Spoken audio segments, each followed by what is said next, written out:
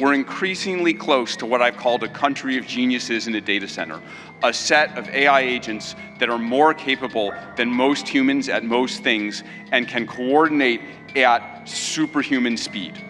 That level of capability is something the world has never seen before and brings a very wide range of both opportunities and concerns for humanity. On the positive side, we have the potential to cure diseases that have been incurable for thousands of years, to radically improve human health, and to lift billions out of poverty, including the global south, and create a better world for everyone. On the side of risks, I'm concerned about the autonomous behavior of AI models, their potential for misuse by individuals and governments, and their potential for economic displacement. First, I want to thank Prime Minister Modi for bringing us together. The energy and ambition in this room and across India are incredible. I've been spending the last few days meeting with Indian builders and enterprises, and the energy to build together here is palpable, unlike anywhere else. This is the 4th AI summit we've held since the tradition was initiated at Bletchley Park back in 2023, which I still remember. And in those 2.5 years, the advances in the technology have been absolutely staggering. Along with those, the advances in the commercial applications and the societal and ethical questions around the technology have only grown more urgent.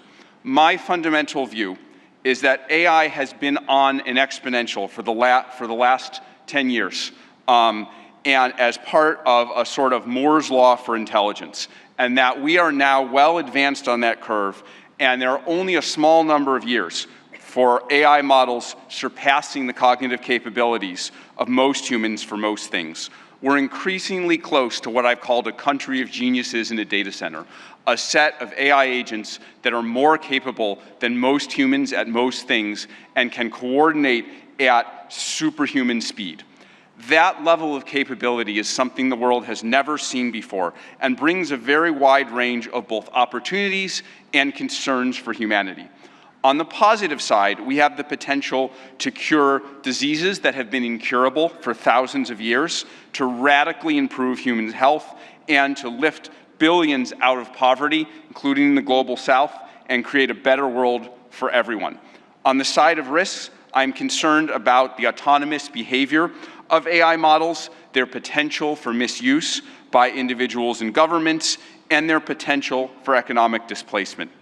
India has an absolutely central role to play in these questions and challenges, both on the side of the opportunities and on the side of the risks. As a sign of our commitment, we just this week opened an office in Bengaluru and hired Irina Ghose, who has spent 3 decades building businesses in India as our managing director for Anthropic India. We've also announced partnerships with major Indian enterprises this week, including Infosys and others. On the opportunities, one dynamic that we have observed is that technology and practices pioneered in India have historically set a standard for the global south and have helped to diffuse technology and humanitarian benefits through the global south.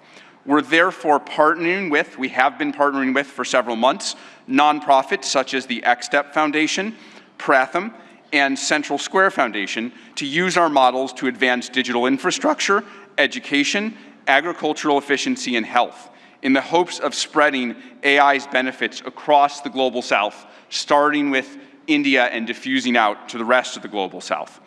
We're also partnering with Karya and the Collective Intelligence Project to build evaluations and metrics of our model Claude's performance on India's many regional languages. On practical and locally relevant tasks, we'll benchmark like agriculture, legal tasks, and educational content. On the risks, India is the world's largest democracy and can be a partner and leader in addressing the global security and economic risks of the technology.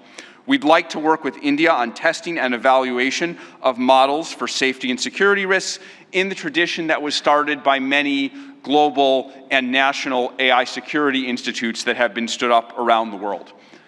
Even more, we see a particularly strong opportunity to work with India on studying the economic questions as part of the New Delhi Frontier AI Impact Commitments, which we're excited to join.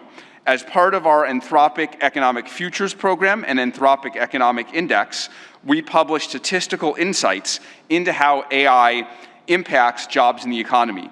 We're excited to increasingly share this information, exchange information with the Indian government to share insights and inform evidence-based policymaking, convene meetings with economists, labor leaders, and policymakers to adjust, to adapt to the economic impacts of AI.